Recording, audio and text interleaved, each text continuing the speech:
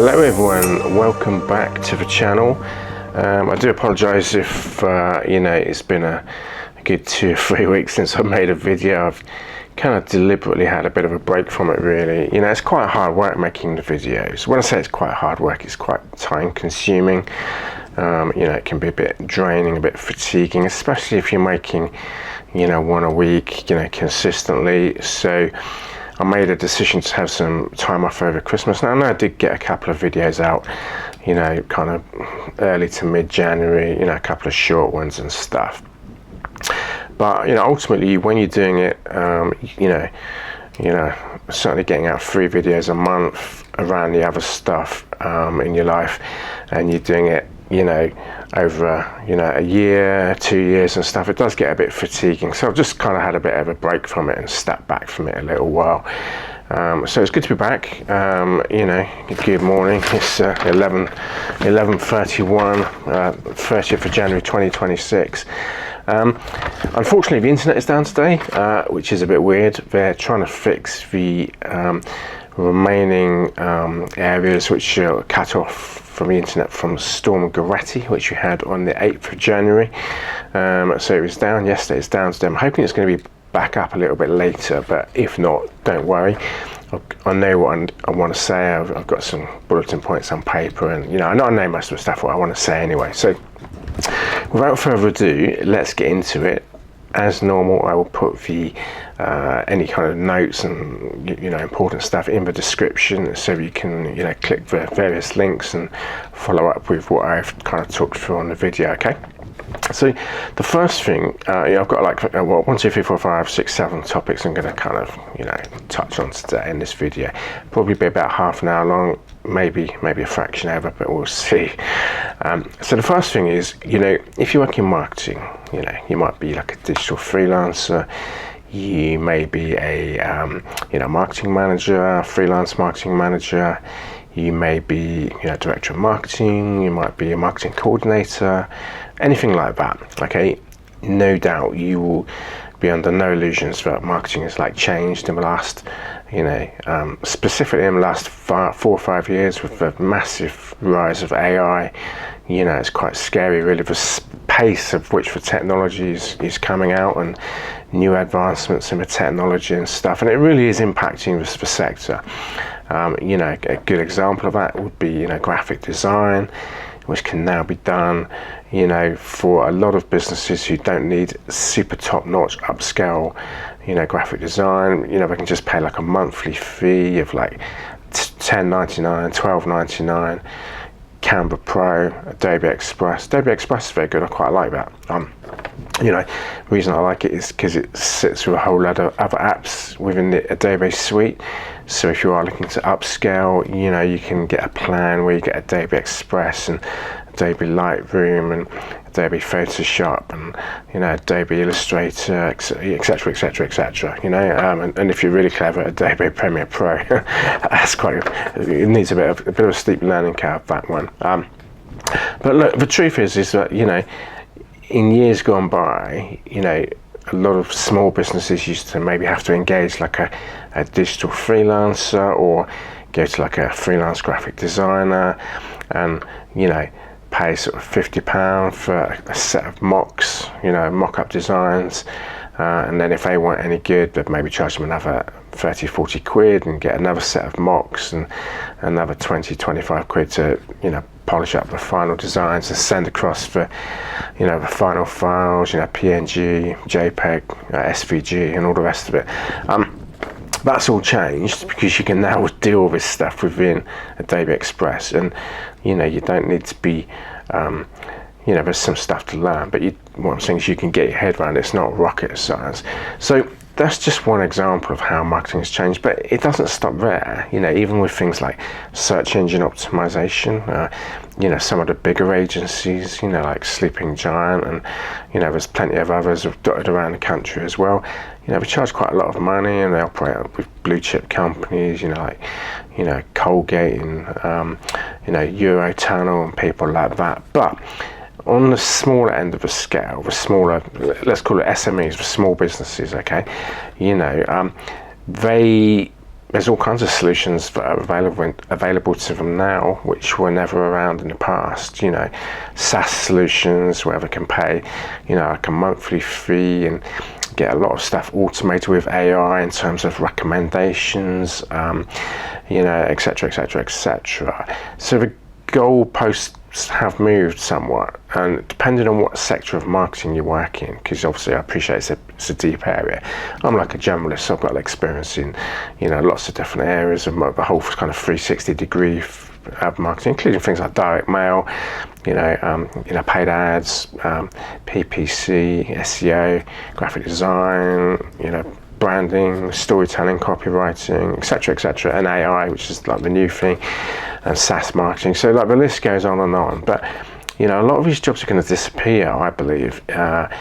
Certainly they're going to be reframed. So instead of what people are kind of largely doing now, and you know, if you look through some of the job ads, they kind of point to the fact that, you know, people are increasingly going to have to be experts at managing things like AI, rather than, you know, being paid to do stuff themselves. So these jobs are changing, and as they change, they'll be sort of consolidated. So if you take like an average marketing department that existed maybe 5 years ago, maybe that'll be shrunk down a bit, and they'll need less people because the AI will be able to take a lot of the weight, or a lot of the weight. So things are changing, and you know, my advice to you would be to kind of just double down and have a think about, you know, if you have a think about a couple of things. So, you know, your experience to date, where you are now, and what your aims and objectives are for like the next 5 years, you know, because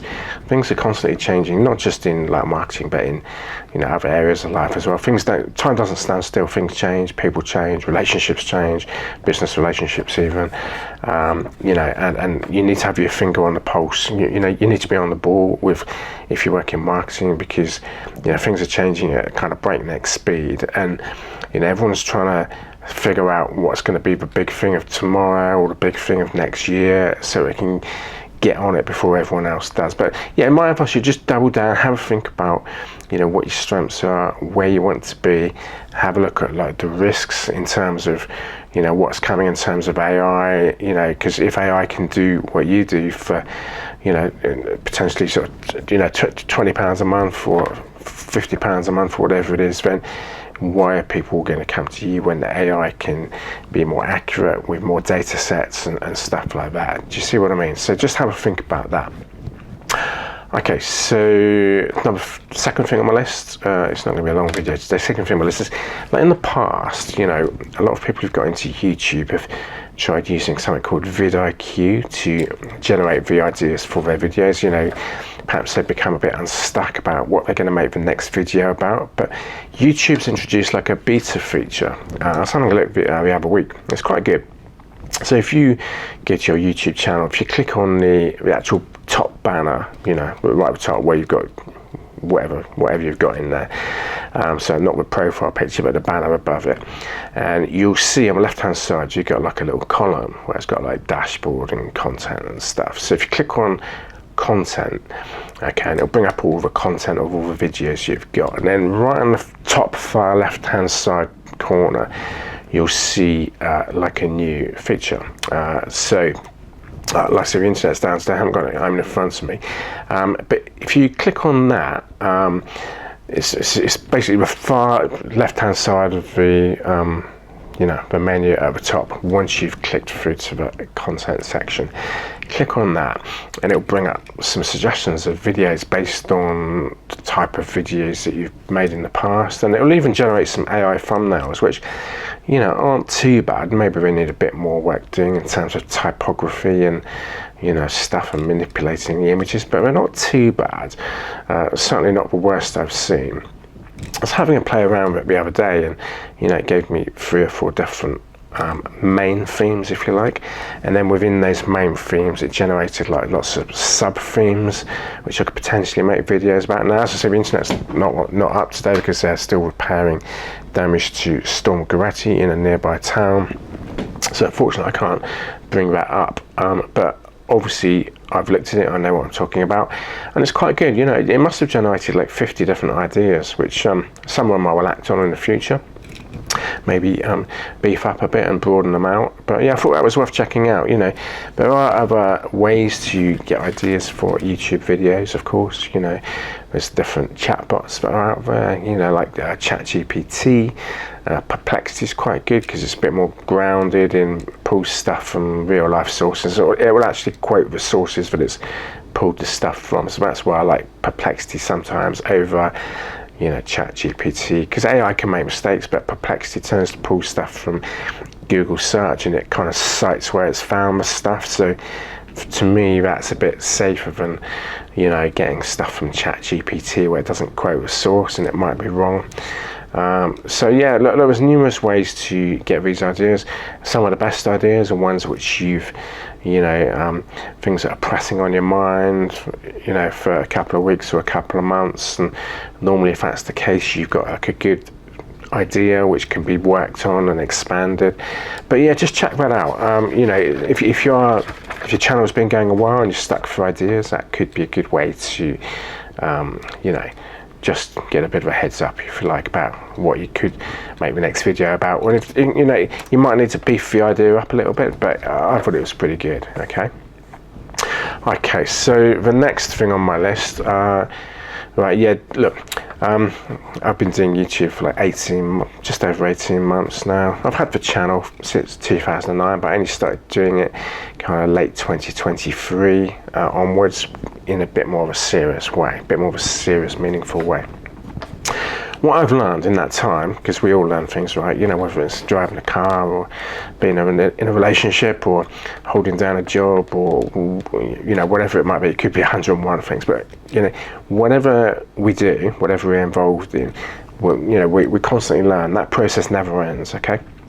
What I've learned is that YouTube can totally 100% zap your time. You know, it's very clever how they've kind of built the platform, really, because, you know, a lot of people who get on the hamster wheel with this kind of stuff, you know, they feel compelled to get out a certain number of videos every month, perhaps 2 a week, or, you know, 3 a month. You know, 2-3 a month's not too bad.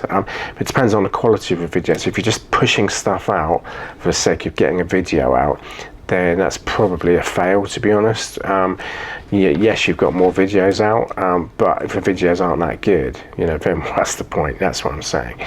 So look, don't lose too much time. I mean, you know, I felt it as well, you know, especially like the back end of last year, where you feel, you know, under some pressure to get a video out, and everyone's waiting for the next video and stuff like that. But you got to look at your own situation. You got to look at like your time, how much it costs you to make the videos in terms of your time, and any subscriptions. So things like, you know, Epidemic Sound, Artlist, you know, Adobe, Canva Pro, you know, any bits of kit you might need. Now, I already have the kit, obviously, you know, the camera and tripod and stuff, but, you know, if you haven't got that and you've got to spend 600-700 quid and you're just getting going, you know, you've got a higher outlay for sure, you know.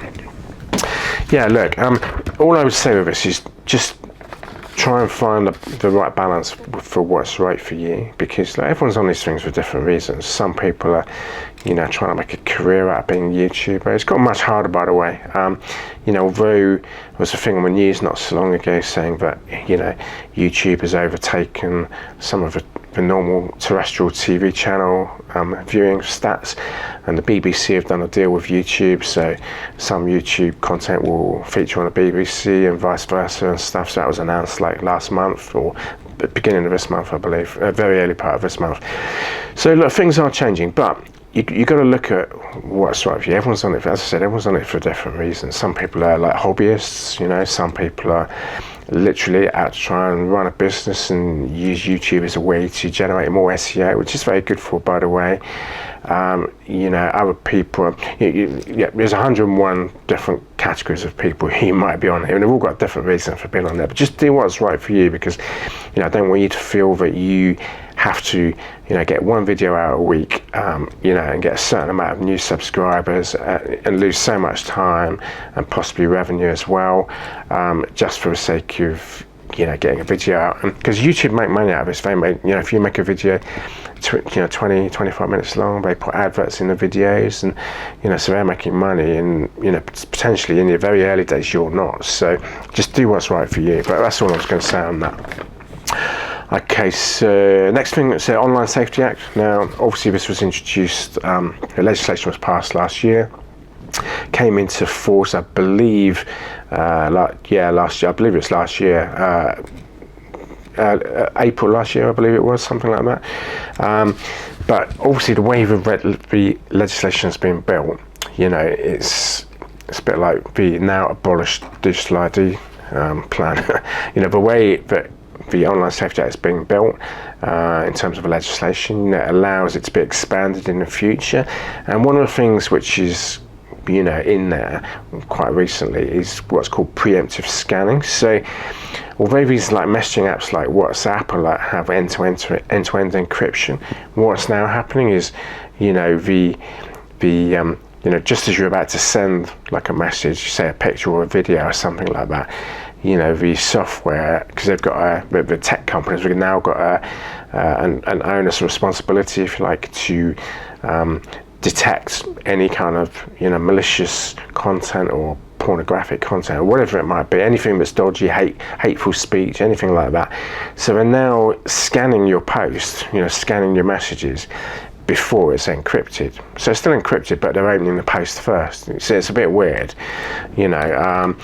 it's all about balances, checks and balances, and everyone understands why they need to do these things. But what I'm saying is, it might not be as private as you think. When you're sending any kind of message on WhatsApp and other messaging platforms, and this is why some of the platforms like Signal are threatening to pull out of the UK because they don't want to compromise their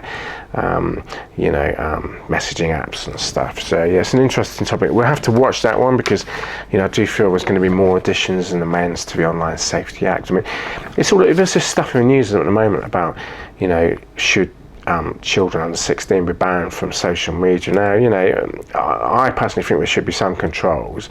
I'm not 100% convinced an outright ban is maybe the right thing for them, because you can take an 11, 12, 13, 14, 15, 16-year-old, and they've all got different levels of maturity, you see. So how many of us in life have maybe seen on Instagram a picture of somebody we think is 23 and they're maybe 17, or do you see what I mean? Yeah. But my point is that mentally speaking, some of them are more grown up and more mature in their thinking, and also depending on their household and how they've been brought up, and some of them are using it quite responsibly, and but there's others who aren't. So I do think there needs to be some controls, rather than just letting kids use all these different apps. And there's a lot of harmful stuff on there, Facebook, Instagram, Threads, you name it. I don't want to kind of paint a picture that everything's pornographic. It's all hate speech and suicide tutorials, because it's not, it's nonsense. But there is dodgy stuff out there, and I do think there needs to be some protections. The argument being floated at the moment is, should the UK go down the same route as Australia and just have an outright ban for under 16s? Now, obviously I'm quite a bit older than that, so I'm not a kid, but it's a difficult one, isn't it? I mean, I don't know where the balance lies, to be quite frank with you. Some people say that most people say they'd like to see some controls. Not everyone agrees there should be an outright ban, but there does need to be some kind of controls, So we'll have to watch that space and see how that one pans out. Just be aware of the preemptive scanning. So, certain apps, now, when you try and send a file, it will scan the file before it encrypts it, so it's not as private as you think. Yeah, okay, so look, I've got some more stuff on the list. Just ultimately have a look at what you're doing. Have a think about what you're doing. Does it make sense? Is it costing you too much time? Is it costing you too much money? What's the return on investment you're getting? What's the reason you're doing it? Look at your strategy, look at your niche. Try not to replicate, but try and think about innovation, because the people who are going to succeed are the people who've are kind of bit more outward thinking, instead of following the sheep, they're trying to lead instead of follow. Those are the people who are going to succeed. Just maybe put it down on paper, some of the things that you've done, some of the things that you need to do, and then maybe that will help you, keep track of where you're at and stuff. Obviously, everyone wants your information nowadays, so make a good point of using a VPN. I use NordVPN, because I work in different places like coffee shops and sometimes from home and stuff like that. I've got a link where you can get like a bit of a discount on that. I'll put that in the description as well. Another thing to do is regularly clear out your cookies. Go to like settings, privacy, clear out your cookies, a couple of times a week, because if you let those build up, different organizations will, kind of constantly amass different kinds of cookies to gather more information on you, and they're just getting access to your information. So make a good point of doing that. In NordVPN, there's a way you can actually, from a dashboard, that you can actually block all trackers, or certainly it doesn't actually block all of them, but it blocks a good percentage of them. Last time I looked, it blocked 4,000. Excuse me. And that was just, looking at business websites and, looking at contracts and tenders and stuff. So there's a huge multi-million-pound industry of people wanting to get your information. And it's a bit like that, in everyday life, isn't it? You nip over to a pub and everyone wants your information so they can gossip it all around and everything. Yeah, it definitely happens. So we do live in a world where your information is valuable, and, people will sell it on, twist it, distort it, and certainly in a business context, people will sell it on to, there's different companies that specialize in selling the personal information of people and stuff. Banks use it, insurance companies use it, all kinds of recruitment companies use it, all kinds of companies use it. You'd be surprised. It's a massive industry. So just try and use a VPN if you can, and set things up to a maximum protection. Go into your Firefox or Chrome browser and set your security settings to medium, and just remember to clear your cache and clear your cookies every now and again. I certainly make a point of clearing out all my cookies once a week. Just start fresh every week. So look, I won't make the video too long. Thank you very much for listening. I do apologise if it's been a while since I made a video, but I hope not to leave it till so long next time. So take care, and I'll see you soon.